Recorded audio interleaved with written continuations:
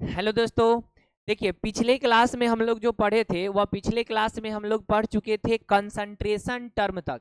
जो हमारा जो नेक्स्ट लेक्चर जो है पिछला जो था उसमें हम लोग जो लास्ट टॉपिक पढ़े थे वह पढ़े थे कंसंट्रेशन टर्म के बारे में। ऑलरेडी हम लोग पढ़ लिए थे।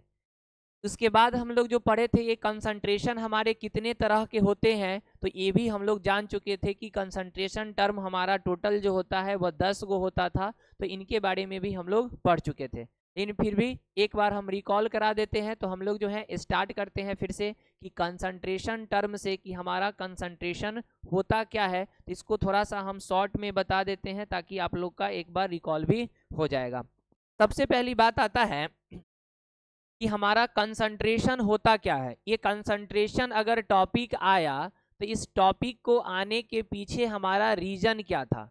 अगर साइंटिस्ट लोग अगर इस कंसंट्रेशन टॉपिक को अगर बनाए तो बनाने के पीछे भी कोई ना कोई रीजन होगा।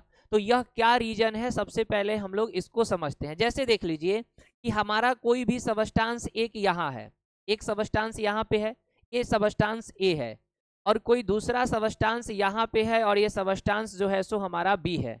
और इस दोनों के बीच में दूरी कितना है, मतलब कि ए सबस्टांस और बी सबस्टांस के बीच में डिस्टेंस कितना है। तो इस डिस्टेंस को मेजरमेंट करने के लिए पहले से हमारे पास यूनिट बना हुआ है। या तो हम लोग मीटर में नाप के बता देंगे, या नहीं तो सेंटीमीटर में नाप के बता देंगे, या नहीं तो किलोमीटर में नाप करके बता देंगे। तो दो सबस्टांस के बीच में कितना डिस्टेंस है, इस डिस्टेंस को मेजरमेंट करने के लिए, दूरी को नापने के लिए पहले से यूनिट बना हुआ है।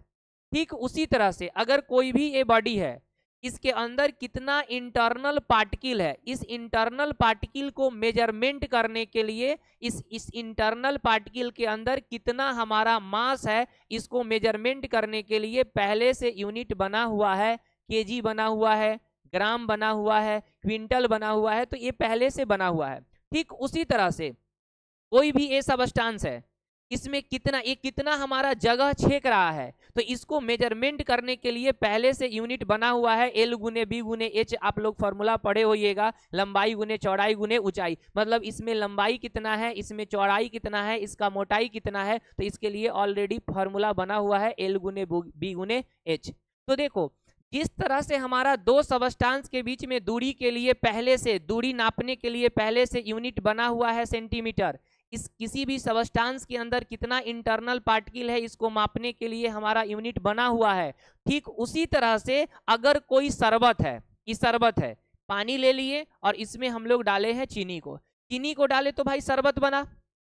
तो हम लोग शरबत को पी करके सिर्फ बता सकते हैं कि शरबत हमारा मीठा है या शरबत हमारा फीका है। लेकिन क्या शरबत को इस पी करके बता सकते हैं कि मीठापन हमारा 3.5 है, या मीठापन हमारा 2.5 है, या मीठापन हमारा 8.0 है? क्या हम बता सकते हैं पी करके? नहीं बता सकते हैं। सिर्फ हम कह सकते हैं कि शरबत हमारा मीठा है या शरबत हमारा फीका है। लेकिन अगर इस शरबत का एग्जैक्ट वैल्यू निकालना होगा, एग्जैक्ट डाटा निकालना होगा, जैसे कि दो सबस्टांस के बीच में एग्जैक्ट दूरी निकालने के लिए मीटर का यूज कर सकते हैं, सेंटीमीटर का, किलोमीटर का, तो एग्जैक्ट डिस्टेंस निकलेगा। ठीक उसी तरह से अगर इस शरबत का एग्जैक्ट अगर आपको मान निकालना है कि एग्जैक्ट मीठापन क्या होगा, तो इस एग्जैक्ट मीठापन को निकालने के लिए हम लोग एक नया सा टर्म बनाए, जिस टर्म को कहा जाता है कंसंट्रेशन। तो कंसंट्रेशन क्या होता है? तो कंसंट्रेशन कोई जानवर नहीं है। कंसंट्रेशन क्या है? कोई भी शरबत का कितना मीठापन है या कितना हमारा फीकापन है। अगर शरबत मीठा कितना है या कितना हमारा फीका है, उसके एग्जैक्ट वैल्यू को निकालने के लिए हम लोग एक टर्म बनाया गया, जिस टर्म को हम लोग क्या बोलते हैं? कंसंट्रेशन। अच्छा, अगर कोई शरबत अगर मीठा होगा तो भाई अगर वह शरबत मीठा है तो गाढ़ा होगा। अगर अगर शरबत हमारा जो है सो पतला है तो पतला है, इसका मतलब कि फीका होगा। तो हम यहां से कह सकते हैं ना कि जो शरबत के गढ़ापन को बता दे या शरबत के हमारा पतलापन को बताए, उसको भी हम लोग क्या कहते हैं? कंसंट्रेशन कहेंगे। तो अगर शरबत मीठा है तो भाई गाढ़ा होगा, अगर फीका है तो वह शरबत पतला होगा। तो शरबत के जो मीठापन फीकापन को बताए, गढ़ापन पतलापन को बताए, वही टर्म हमारा क्या कहलाता है? कंसंट्रेशन कहलाता है। जैसे कि अगर हम लोग पूछे कि इसमें अगर पूछे कि इस तीनों फिगर में हमारा शरबत गाढ़ा कौन सा है, मीठा शरबत कौन सा है, तो देखो सब में हम लोग लिए हैं 500 ml 500 ml 500 ml पानी। इसमें चीनी के दाना 3 है, इसमें देखिएगा तो 6 है, उससे ज्यादा इसमें है, तो देखो इसमें दाना चीनी का ज्यादा है कि नहीं है, तो ये शरबत गाढ़ा है। अगर शरबत गाढ़ा है तो इसका कंसंट्रेशन क्या होगा, ज्यादा होगा। उसी तरह से अगर इसमें बात किया जाए तो इसमें देख लीजिए चीनी और पानी जो है सो इसमें हमारा क्या है, पानी कम है चीनी ज्यादा है, तो यह शरबत हमारा होगा सो गाढ़ा होगा। गाढ़ा होगा मतलब इसका कंसंट्रेशन ज्यादा होगा। ये शरबत पतला होगा तो इसका कंसंट्रेशन कम होगा। तो अगर शरबत गाढ़ा है तो कंसंट्रेशन ज्यादा होगा, फीका है तो कंसंट्रेशन कम होगा, और इसी कंसंट्रेशन को गढ़ापन फीकापन को जो बताएगा वही हमारा क्या कहलाएगा, कंसंट्रेशन कहलाएगा। और देख लीजिए जैसे कि यहाँ पे इसमें अगर बात करें तो इसमें अगर बात किया जाएगा तो सबसे गाढ़ा शरबत कौन होगा, डी वाला, ई वाला होगा। ये सबसे गाढ़ा दिख रहा होगा, तो ये सबसे शरबत गाढ़ा है, और सबसे शरबत गाढ़ा है इसका मतलब सबसे ज्यादा कंसंट्रेशन किसका है, हमारा डी का है, और सबसे कम किसका हो जाएगा, ए का हो जाएगा। तो जो शरबत के मीठापन फीकापन को बताता है, गाढ़ापन पतलापन को बताता है, वही हमारा क्या कहलाता है, कंसंट्रेशन कहलाता है। अब बताता है कि इस कंसंट्रेशन को हम लोग डिफाइन कैसे करेंगे। ये तो समझ में आ गया कि कंसंट्रेशन टर्म इस दुनिया में क्यों आया, तो समझ में आ गया। अब इसको हम लोग डिफाइन कैसे करेंगे कि कंसंट्रेशन होता क्या है। तो देखो हम लोग अभी बात कर रहे हैं शरबत का, तो शरबत में लेते हैं हम लोग पानी को, और पानी के साथ साथ हम लोग किसको लेते हैं, तो पानी के साथ साथ हम लोग लेते हैं चीनी को, चीनी को लेते हैं। तो बताइए इस शरबत का जो मीठापन और फीकापन, शरबत मीठा बना है कि फीका बना है, यह निर्भर करेगा दो चीज पे। एक निर्भर करेगा कि आप जो पानी लिए हैं, पानी कहें तो सॉल्वेंट जो लिए हैं उसका मात्रा क्या है, उसका अमाउंट क्या है। मतलब एक निर्भर करेगा हमारा अमाउंट ऑफ किस पे, सॉल्वेंट पे। पानी को हम लोग केमिस्ट्री में बोल देते हैं सॉल्वेंट। तो एक निर्भर करेगा अमाउंट ऑफ सॉल्वेंट पे, और दूसरा निर्भर करेगा चीनी पे। चीनी कहें तो हमारा किस पे, अमाउंट ऑफ किस पे, अमाउंट ऑफ सॉल्यूट पे। तो जो अमाउंट ऑफ सॉल्यूट और जो हमारा अमाउंट ऑफ जो सॉल्वेंट होगा, या नहीं तो आप इसी को हम लोग सॉल्यूशन भी कह सकते हैं, इस दोनों का जो रेशियो होता है, रेशियो बटा का मतलब होता है रेशियो, रेशियो रेशियो को ही हम लोग क्या कहते हैं, कंसंट्रेशन कहते हैं। क्योंकि शरबत में दो चीज लेना होगा, सिर्फ पानी से शरबत नहीं बनेगा, सिर्फ चीनी से शरबत नहीं बनेगा, चीनी पानी दोनों को लेना पड़ेगा। और जब हम लोग दोनों को लेंगे तो हमारा पानी का कितना मात्रा है, मात्रा मतलब उसका अमाउंट क्या है, उसका जो है सो अमाउंट क्या है, और चीनी का कितना अमाउंट है, इसी दोनों के रेशियो को क्या कहा जाता है, कंसंट्रेशन कहा जाता है। इसी दोनों के अनुपात को हम लोग क्या कहते हैं, कंसंट्रेशन कहते हैं। तो कंसंट्रेशन का हमारा फॉर्मूला क्या हो जाएगा, कंसंट्रेशन अगर आपको निकालना है तो आपको पता करना पड़ेगा कि अमाउंट ऑफ हमारा जो होगा सॉल्यूट कितना है, और दूसरा पता करना पड़ेगा कि अमाउंट ऑफ पानी, पानी कहे तो सॉल्वेंट, या नहीं तो हम लोग कह सकते हैं सॉल्यूशन, सॉल्यूशन भी हम लोग बोल सकते हैं। इसी के अमाउंट ऑफ जो हमारा हो गया सॉल्यूट और अमाउंट ऑफ जो सॉल्वेंट हो गया, इसी दोनों के रेशियो को हम लोग क्या कहते हैं, कंसंट्रेशन कहते हैं। इसी दोनों के रेशियो को क्या कहा जाता है, तो कंसंट्रेशन कहा जाता है। तो कंसंट्रेशन का हमारा फॉर्मूला क्या आ गया, तो कंसंट्रेशन का फॉर्मूला आ गया अमाउंट ऑफ सॉल्यूट रेशियो हो जाएगा किसका, अमाउंट ऑफ सॉल्वेंट और सॉल्यूशन, इसी को हम लोग क्या कहेंगे, कंसंट्रेशन। तो कंसंट्रेशन का डिफिनीशन यही हो गया, द रेशियो बटा का मतलब रेशियो, तो the ratio of amount of solute and amount of solvent और सॉल्यूशन इज कॉल्ड क्या हो जाएगा, कंसंट्रेशन। यही चीज लिखा हुआ भी है, देखिए the ratio of amount of solute, ये रेशियो है किसका, अमाउंट ऑफ सॉल्यूट का, एंड अमाउंट ऑफ सॉल्वेंट और सॉल्यूशन, और अमाउंट ऑफ सॉल्वेंट और सॉल्यूशन इसी को हम लोग क्या कहते हैं, कंसंट्रेशन। क्लियर हो गया बात कि कंसंट्रेशन क्या है, तो यह हमारा शरबत के मीठापन फीकापन बताएगा। कैसे बताएगा, तो आप चीनी का कितना मात्रा लिए हैं और पानी का कितना मात्रा लिए हैं, इसी दोनों के अनुपात को, रेशियो को क्या कहते हैं, कंसंट्रेशन कहते हैं। क्लियर हो गया बात। अब देखो, अच्छा बताओ कि जो चीनी का जो हम लोग मात्रा लिए थे, क्या इसको हम लोग ग्राम में नहीं ले सकते हैं, ग्राम में भी ले सकते हैं। कि जो पानी जो लिया गया था, मतलब शरबत जो बनाया गया था, पानी जो लिया गया था, क्या इसको लीटर में नहीं ले सकते हैं, लीटर में भी ले सकते हैं। तो अगर हम लोग ऊपर का यूनिट अगर ग्राम ले लिए, नीचे का यूनिट अगर लीटर ले लिए, तो इस कंसंट्रेशन का भी नाम चेंज हो जाएगा। मतलब जैसे जैसे यहाँ यूनिट बदलिएगा वैसे वैसे यहाँ पे हमारा नाम भी बदलता चला जाएगा। अगर आप चीनी को लेते हैं ग्राम में, अगर आप शरबत को लेते हैं लीटर में, तब इसी कंसंट्रेशन का नाम बदल जाएगा और बदल करके इसका नाम जो हो जाएगा वह नाम हो जाएगा हमारा ग्राम पर लीटर। इसका नाम क्या हो जाएगा? ग्राम पर लीटर। अगर यही चीनी के मात्रा को आप अगर मोल में ले लिए, किसमें ले लिए? मोल में। चीनी अमकी बार जो लिए हैं वह मोल से जोख के लिए हैं। अच्छा, अगर हम लोग शरबत को जो लिए हैं वह लीटर से लिए हैं, तो ऊपर का यूनिट अमकी बार मोल हो गया, नीचे का यूनिट लीटर हो गया, तो भाई कंसंट्रेशन का भी नाम चेंज होकर के क्या हो जाएगा? मोलारिटी नाम हो जाएगा। इसका भी नाम क्या हो जाएगा? मोलारिटी नाम हो जाएगा। अगर आप चीनी को लेते हैं मोल में, अगर हमारा शरबत को ले लेते हैं केजी में, तो देख लो ऊपर में मोल हो गया, नीचे में केजी। यूनिट बदल गया कि नहीं बदल गया? बदल गया ना। तो इस कंसंट्रेशन का भी नाम बदल जाएगा और इसका नाम हो जाएगा मोलालिटी। मतलब जैसा देश रहेगा वैसा भेष होगा। मतलब जैसे जैसे यूनिट बदलता जाएगा वैसे वैसे इसका नाम भी बदलता चला जाएगा। तो यूनिट के आधार पे यह कंसंट्रेशन टर्म भी हो जाते हैं 10 तरह का, यूनिट के आधार पे। क्योंकि जैसे जैसे यूनिट बदला है वैसे वैसे इस कंसंट्रेशन टर्म का नाम भी बदलता चला जाएगा और यूनिट के आधार पे हमारे कंसंट्रेशन टर्म जो हो जाएंगे वे टोटल हो जाएंगे 10 गो। कौन कौन सा हो जाएगा? तो पहला जो हो जाएगा वह हो जाएगा हमारा कौन सा? मोलारिटी।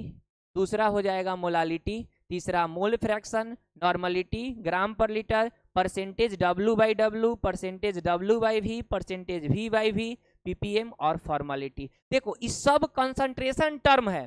कंसंट्रेशन का काम था शरबत के मीठापन फीकापन को बताना, इसका भी काम होगा मीठापन फीकापन को बताना। सब बताएगा मीठापने फीकापन, लेकिन सब को बताने का स्टाइल, सबको बताने का जो स्टाइल होगा, सबको बताने का जो तौर तरीका होगा वह बिल्कुल क्या होगा? अलग अलग होगा। सब बताएगा मीठापने फीकापन, लेकिन इसका डिजाइन अलग होगा, इसका डिजाइन अलग होगा, इसका डिजाइन अलग होगा, इसका बनाने का बताने का तरीका अलग होगा। तो हम लोग यूनिट के आधार पे कंसंट्रेशन टर्म को बांटे, तो यह 10 तरह का आया और इसी 10 के बारे में हमको एक एक करके क्या करना है? पढ़ना है। क्लियर है बात यहाँ तक? यहाँ तक हम लोग पिछले क्लास में पढ़ चुके थे। अब आगे का कहानी हम लोग स्टार्ट करते हैं। अब देखना, अगर इस 10 टर्म को अगर पढ़ना होगा ना, तो इसको पढ़ने के लिए आपको कुछ 1-2 नोट पॉइंट आपको पढ़ना पड़ेगा, तभी जाकर के ये 10 पॉइंट आपको समझ में आएगा। तो अब हम लोग इसके आगे जो हेडिंग डालेंगे वह डालेंगे एक नोट पॉइंट। नोट पॉइंट, अब ये नोट पॉइंट क्या होगा सो समझना। पहले नोट पॉइंट हमारा क्या होगा? 1-2 नोट पॉइंट होगा। तब ये नोट पॉइंट हमारा क्या होगा, इसको सबसे पहले समझना है। देखो जैसे कि हम लोग, आप लोग जानते होइएगा कि अगर कहीं पे अगर 2 गो चीज रहे, 2 गो, अगर कहीं पे 2 सामान रहे, 2 पार्टिकल रहे, तो अगर कहीं पे 2 पार्टिकल्स रहता है तो 2 पार्टिकल को हम लोग कह देते हैं एक जोड़ा। कहते हैं कि नहीं? कहीं पे अगर 2 गो रहता है तो उसको क्या कहते हैं? एक जोड़ा कहते हैं। अच्छा, उसी तरह से अगर कहीं पे 12 गो पार्टिकल रहता है तो एक दर्जन कह देते हैं, एक दर्जन कह देते हैं। अगर कहीं पे हमारा 100 गो पार्टिकल रहता है तो उसको सैकड़ा कह देते हैं, सैकड़ा कह देते हैं। तो देखो जिस खानदान का जोड़ा है उसी खानदान का दर्जन है, उसी खानदान का सैकड़ा भी है। ठीक उसी तरह से अगर कहीं पे पार्टिकल अगर 6.022 इंटू 10 के पावर 23 पार्टिकल रहा ना, तो इस पार्टिकल को हम लोग क्या कह देंगे? 1 मोल कह देंगे। तो जिस खानदान का जोड़ा है, जिस खानदान का दर्जन है, सैकड़ा है, उसी खानदान का क्या है? मोल है। लेकिन अगर 2 गो पार्टिकल है तो जोड़ा कहेंगे, 12 गो है तो दर्जन कहेंगे, 100 गो है तो सैकड़ा कहेंगे। लेकिन 6.022 इंटू 10 के पावर 23 रहा, कहीं पे अगर 12 गो का गुच्छा रहा तो दर्जन, 100 गो का गुच्छा रहा, 100 गो का समूह रहा तो सैकड़ा। लेकिन 6.022 इंटू 10 के पावर 23 पार्टिकल का कहीं पे अगर समूह है, कहीं पे अगर गुच्छा है, कहीं पे कलेक्शन है, तब हम लोग इतना को क्या कहा जाता है? 1 मोल कहा जाता है। इसी को हम लोग क्या कह देते हैं? 1 मोल कह देते हैं। जैसे देख लो, जैसे मान लेते हैं कि हमारे पास कार्बन है, कार्बन का जो होता है एटॉमिक नंबर 6 होता है, एटॉमिक मास 12 होता है। अब इस 12 में ग्राम लगा दिए, यही हो गया मास बन गया कार्बन का। अब इस 12 ग्राम को आप तराजू पे चढ़ाइए। इसको हम लोग क्या कर रहे हैं? इस 12 ग्राम को तराजू पे चढ़ाए, डिजिटल तराजू है, इस पे चढ़ा दिए। अब जैसे ही जब हम लोग तराजू पे चढ़ाए ना, तो 12 ग्राम को तराजू पे चढ़ाए और चढ़ाने के साथ साथ हम काउंट किए कि इस 12 ग्राम में कितना कण है, कितना पार्टिकल है। तो लास्ट में हमको फाइनली पता चला कि इसमें पार्टिकल जो है वह 6.022 इंटू 10 के पावर 23 पार्टिकल है। तो देखो ये 12 ग्राम के अंदर कितना पार्टिकल हुआ ना हमारा 6.022 इंटू 10 के पावर 23। तो इसी का पार्टिकल को क्या कहिएगा, हम लोग कह देंगे 1 मोल कह देंगे। क्योंकि ये बड़ा नंबर है, इसको छोटा में समेट के बोलना है तो 1 मोल। जैसे कि 12 गो है, 12 गो पार्टिकल को हम कह देते हैं 1 दर्जन, तो छोटा में समेट दिए कि नहीं समेट दिए। तो ये बहुत ज्यादा पार्टिकल है, इसको छोटा में समेटना होगा तो हम लोग मोल का यूज कर लेते हैं। जैसे कि देख लो यहाँ पे, जैसे कि हम लोग यहाँ पे अगर बात करें, देखना जैसे कि यहाँ पे गौर कीजिए, हम क्या किए कि हम लोग कार्बन एटम को ले लिए और कार्बन एटम का जो मास जो होता है वह कितना हो जाता है, 12 हो जाता है, 12 ग्राम है। अब इसको तराजू पे चढ़ाए और इसके कण को गिनना शुरू किए और जब गिने ना तो कण आया 6.022 इंटू 10 के पावर 23। इसी को क्या कहा जाएगा, 1 मोल। उसी तरह से देख लो कॉपर है, कॉपर है। अब जब कॉपर का मास होता है 63.5, अब इसको तराजू पे चढ़ाएं और इसके कण को गिनना शुरू किए। जब गिने ना तो हमारा इतना ग्राम पूरने में इस पे जो कण चढ़ा था वह कण चढ़ चुका था 6.022 इंटू 10 के पावर 23। इसी को क्या कह दिया गया, 1 मोल कह दिया गया। तो 1 मोल क्या है कि हमारा जो होता है 6.022 इंटू 10 के पावर 23 पार्टिकल का जो गुच्छा होगा, समूह होगा, कलेक्शन होगा, उसी को हम लोग क्या कहेंगे, 1 मोल कहेंगे। समझ में बात आ गया ना। तो 1 मोल क्या है हमारा, 1 दर्जन क्या होता है, तो 12 गो के गुच्छा को 1 दर्जन कह देते हैं। ठीक उसी तरह से 6.022 इंटू 10 के पावर 23 पार्टिकल रहा तो इसके इसी को हम लोग क्या कह देंगे, 1 मोल कह देंगे। तो सबसे पहला नोट पॉइंट में आपको यही बात लिखना है। सबसे पहला नोट पॉइंट में आपको जो लिखना है वह नोट नंबर 1 में जो लिखना है वह पहला पॉइंट यही लिखना है कि 1 मोल जो होता है वह बराबर होता है 6.022 इंटू 10 के पावर 23 पार्टिकल्स के हमारा क्या होता है, बराबर होता है।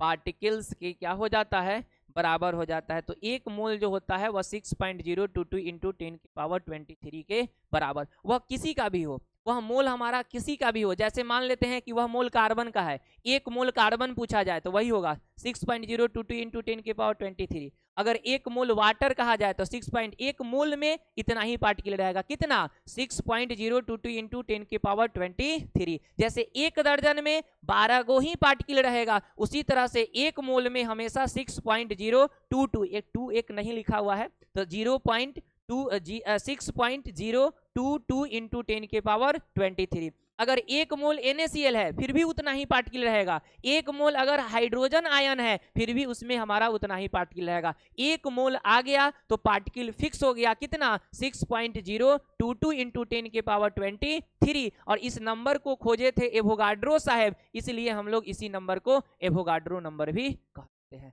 तो अगर 1 मोल जब भी बात आएगा तो ध्यान में रखिएगा 6.022 इंटू 10 की पावर 23 पार्टिकल को ही क्या कहा जाता है, 1 मोल कहा जाता है। और यह सेम क्वेश्चन जो है वो 2015 में आपका पूछा गया भी था।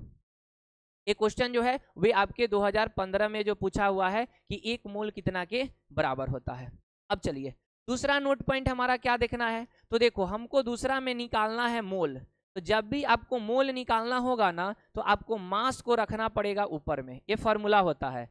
मोल निकालने का फार्मूला हो जाता है मास को रखना पड़ेगा ऊपर में और नीचे में जो रखेंगे वह नीचे में रखेंगे हम लोग मोलर मास को। इसको रखेंगे भाई मोलर मास को। तो जब मास को हम लोग मोलर मास से डिवाइड कर देते हैं तब हमारा निकल के आ जाता है मोल। क्या निकल के आ जाता है, मोल। ये मास जो होगा वह क्वेश्चन में दिया हुआ रहेगा लेकिन मोल क्वेश्चन में नहीं देगा।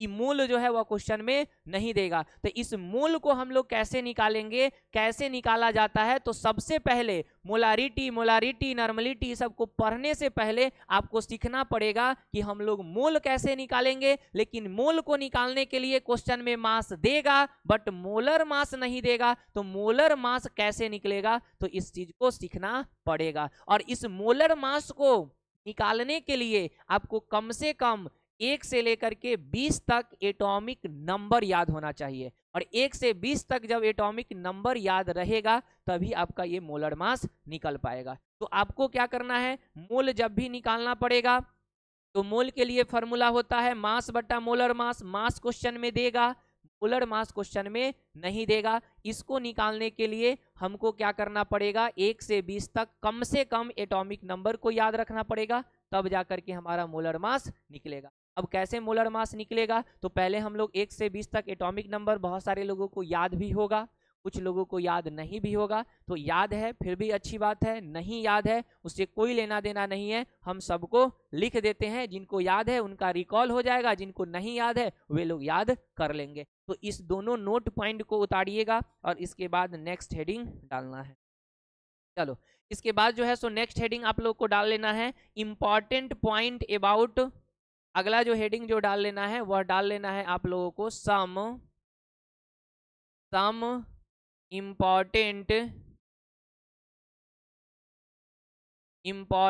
पॉइंट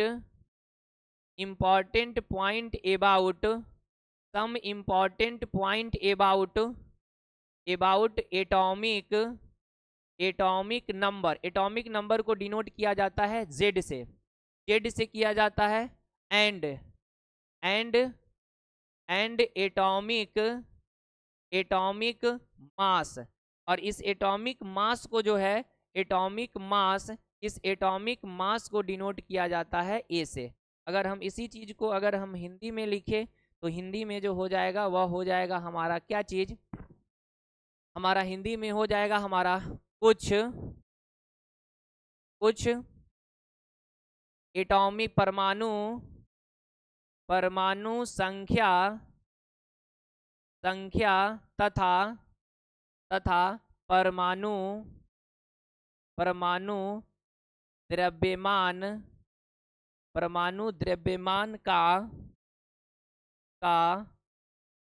महत्वपूर्ण बिंदु। अब देखिए एक साइड में हम क्या कर लेते हैं, हम यहाँ पे लिख देते हैं, यहाँ पे सिंबल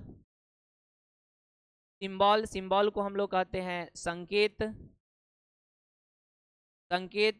बगल में लिख देते हैं हम एटॉमिक नंबर। मेरे साथ साथ ही लिख लीजिएगा, साथ साथ लिख लीजिएगा, टाइम नहीं लगेगा।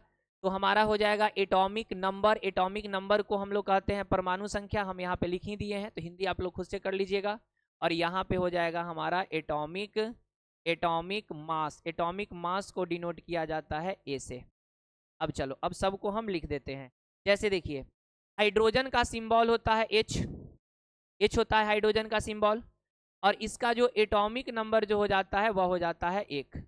अब देखो एटॉमिक नंबर 1 है और इसका एटॉमिक मास भी होता है 1। इसको ध्यान में रखिएगा कि हाइड्रोजन का एटॉमिक नंबर 1, एटॉमिक मास भी कितना होगा, 1 होगा। उसके बाद आता है हमारे पास हीलियम। हीलियम का एटॉमिक नंबर होता है 2, और ये 2 क्या है, इवेन नंबर है। इवेन मतलब कि सम संख्या है, और जब भी सम संख्या रहे ना तो इसमें आप 2 से मल्टीप्लाई कर दीजिएगा, मास नंबर निकल जाएगा। तो अगर ये इवेन नंबर है और हमारा सम संख्या है तो 2 से मल्टीप्लाई कर देंगे, तो 2 में 2 से मल्टीप्लाई करेंगे तो आ जाएगा 4, और यही 4 क्या कहलाएगा, एटॉम। उसी तरह से लिथियम का एटॉमिक नंबर होता है 3। अब ये 3 क्या है, ऑड नंबर है, मतलब कि विषम संख्या है। तो इसमें क्या करना है कि 2 से गुना कर देना है और 1 अपना तरफ से जोड़ देना है। तो जब 3 में 2 से गुना कीजिएगा तो 6 होगा, और 1 अपना तरफ से जोड़ दीजिएगा तो आपका हो जाएगा 7। यही हो गया हमारा एटॉमिक मास। जबकि वही अगर बेरिलियम की बात कीजिएगा तो ये एक्सेप्शन है, 4 गो आपको एक्सेप्शन मिलेगा, तो इसका होता है 4। और हम क्या बोले हैं कि अगर हमारा इवेन नंबर रहे, सम संख्या रहे, तो 2 से गुना कर देने के लिए, तो 2 से गुना करेंगे तो इसका होना चाहिए था 8 है, लेकिन बट इसका 8 नहीं होता, इसका 9 होता है, क्योंकि यह एक्सेप्शन है, इसलिए स्टार लगा दिए। उसके बाद हमारे पास होता है ब्रॉन। ब्रॉन का एटॉमिक नंबर जो हो जाएगा, इस ब्रॉन का एटॉमिक नंबर हो जाएगा 5।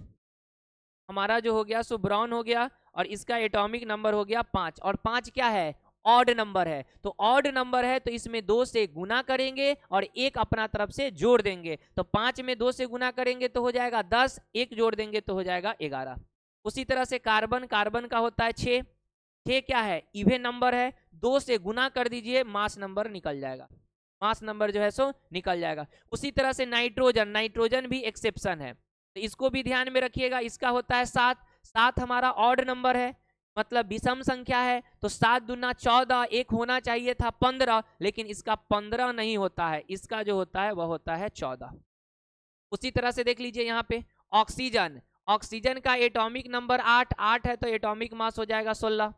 उसके बाद हो जाएगा फ्लोरीन, फ्लोरीन का 9, तो 9 हमारा क्या है, ऑड नंबर है, तो इसमें 2 से गुना करेंगे, एक जोड़ देंगे तो कितना हो जाएगा, 18, 1 19 हो जाएगा। नियोन, नियोन का होता है 10 और कितना 20 हो जाएगा। उसी तरह से अगर सोडियम की बात करेंगे तो 11 और 23 हो जाएगा। सोडियम के बाद अगर मैग्नीशियम, मैग्नीशियम का 12, 12 क्या है, इवेन नंबर है, तो इसमें 2 से मल्टीप्लाई कर देंगे, मास निकल जाएगा। उसके बाद हो जाएगा एल्युमिनियम 13, 13 ऑड नंबर है तो 2 से मल्टीप्लाई करेंगे, एक अपना तरफ से जोड़ देंगे, तो जोड़ देंगे तो हमारा क्या हो जाएगा, तो जैसे जब भी ऑड रहे ना, ऑड, तो ऑड में हमेशा क्या कर देना है, 2 से गुना करके एक जोड़ देना है, इवेन रहे तो सिर्फ 2 से इसमें मल्टीप्लाई कर देना है। तो अगर हम लोग यहाँ पे ऑड है तो 2 से गुना करेंगे तो 13 दूना 26, एक जोड़ देंगे तो 27। सिलिकॉन ये 14, ये इवेन नंबर है तो क्या हो जाएगा 28। फास्फोरस, फास्फोरस का 15, 15 ऑड नंबर है तो इसमें हम लोग 2 से क्या कर देंगे, गुना कर देंगे, और जब 2 से गुना कर देंगे और एक हम लोग जोड़ देंगे तो 31 हो जाएगा। सल्फर का होता है 16, 16 हो जाता है, और इधर क्या हो जाएगा 32। क्लोरीन एक्सेप्शन है, क्लोरीन को ध्यान में रखेंगे कि एक्सेप्शन है, 17 और होता है 35.5। टोटल 4 गो एक्सेप्शन मिलेगा, तो 2 गो एक्सेप्शन वहां हो गया, एगो एक्सेप्शन ही हो गया 3 गो, और एगो एक्सेप्शन यहाँ फिर से आ गया हमारा आर्गन, आर्गन का 18 और होता है 40। उसके बाद पोटेशियम का 19, 19 है ऑड नंबर, तो 2 से गुना करो, एक जोड़ दो तो कितना हो जाएगा 39, और फिर हो गया कैल्शियम का हो जाएगा 20 और 40। कम से कम इतना आपको ध्यान में रखना पड़ेगा, और इतना ध्यान में रखिएगा तभी जाकर के उसका न्यूमेरिकल सब बनेगा, मोलर मास निकलेगा। अगर इसका को ध्यान में नहीं रखिएगा तो हर जगह प्रॉब्लम आएगा, हर जगह दिक्कत आएगा। तो कम से कम इतना को ध्यान में रखना पड़ेगा। ये सब 9th 10th का टॉपिक है, 9th में ये सब पढ़ना था, तो इतना को आपको ध्यान में रखना पड़ेगा। अगर हमारा इवेन नंबर है 2 से गुना कर देना है, ऑड नंबर रहे 2 से गुना करके एक जोड़ देना है। क्लियर है बात, यहाँ तक ये क्लियर हो गया।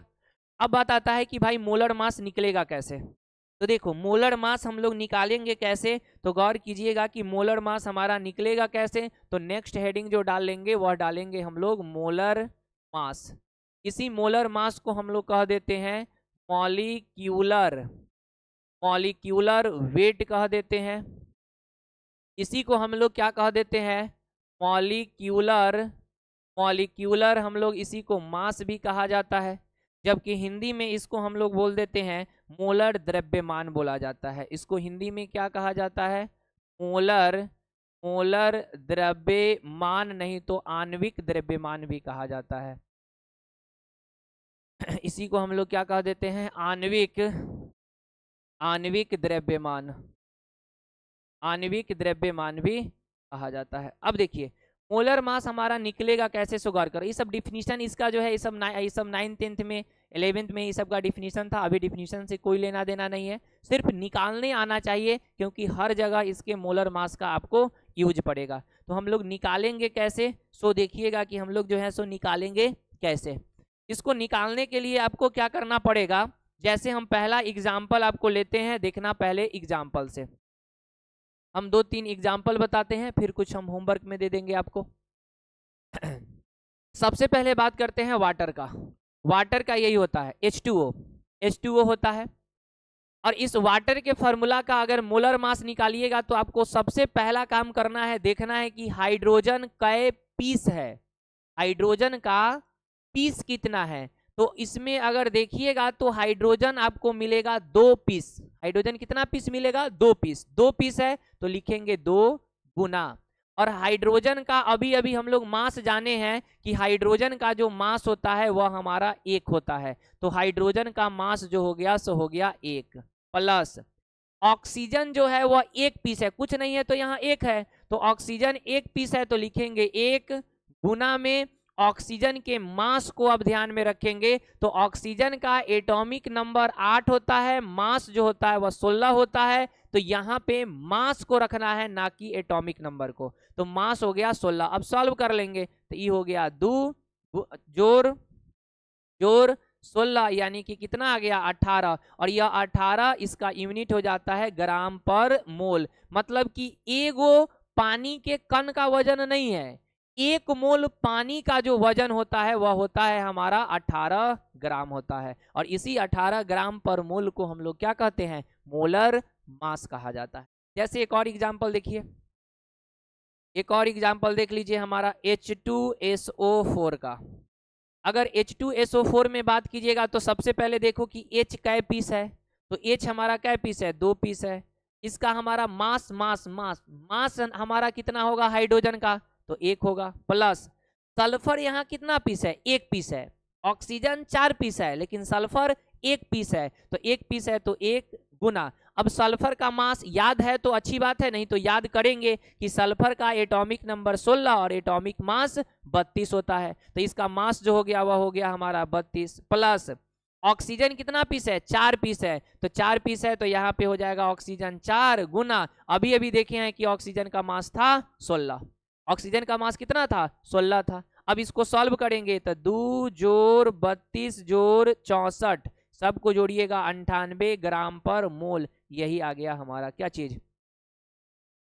एक और हम लास्ट बता देते हैं, बाकी सब आपको होमवर्क में दे देंगे। तो एक और हम लास्ट आपको बताते हैं, देखिएगा एक और लास्ट बताते हैं, देखना एक और लास्ट बताते हैं। तीसरा हमारे पास हो गया H3PO4 का है। अब गौर करो H का पीस है, 3 पीस, तो 3 पीस तो 3 गुना 1। प्लस फास्फोरस 1 पीस है तो 1 गुना, और फास्फोरस का मास जो होता है वह होता है 31। देख सकते हैं फास्फोरस का मास कितना होता है, तो मास होता है 31। तो फास्फोरस का जो मास हो गया वह मास हमारा हो गया 31 हो गया। ठीक है, तो 31 लिख दिए। प्लस अब देख लो ऑक्सीजन 4 पीस है तो 4 हो जाएगा, और ऑक्सीजन का मास होता है 16। सॉल्व कर लीजिए, 3 जोड़ 31 जोड़ 64 सबको जोड़िएगा 98 ग्राम पर आ जाएगा मोल। इसी को क्या कहेंगे, मोलर मास। बाकी आप लोग जो है ये जितना भी दे रहे हैं ये सब आपके मैक्सिमम क्वेश्चन में रिपीट होगा, तो ये सब का आप लोग खुद से निकाल लीजिएगा, खुद से निकाल लीजिएगा कि हमारा जो होगा इसका क्या निकलेगा। सो C6H12O6 का, उसके बाद निकाल लेना है C12H22O11 का, उसके बाद निकालना है CH3COOH का, उसके बाद जो है सो निकाल लेना है आपको NH2CONH2 का निकाल लेना है, उसके बाद निकाल लेना है आपका NH3 का निकाल लेना है, उसके बाद जो है वह निकाल लेना है आपको उसके बाद निकाल लेना है आपको H3PO3 का निकाल लेना है। उसके बाद जो आपको जो है सो निकाल लेना है वह निकाल लेना है किसका, तो हमारा हो जाएगा कौन सा हो जाएगा NaOH का, NaOH का निकाल लेना है। उसके बाद निकाल लेना है आपको NaCl का निकाल लेना है। उसके बाद जो है आपको निकाल लेना है आपको एक और आप लोग निकाल लीजिएगा, बचा किसका, तो हमारा बच गया हमारा एक और निकाल लीजिएगा हमारा NH4 का निकाल, 4 नहीं,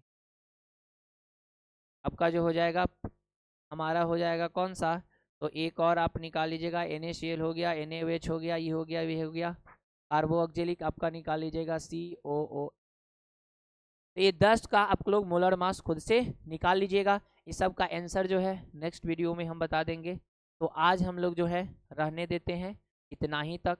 कल से हम लोग जो है वह स्टार्ट करेंगे, इसको स्टार्ट करेंगे, तो कल से हम लोग स्टार्ट करेंगे पहला टॉपिक जो आपका है मोलारिटी। मोलारिटी जो है वे कल से हम लोग जो है सो स्टार्ट करेंगे। तो आज हम रहने देते हैं इतना ही, कल मिलते हैं नेक्स्ट वीडियो में मोलारिटी के साथ।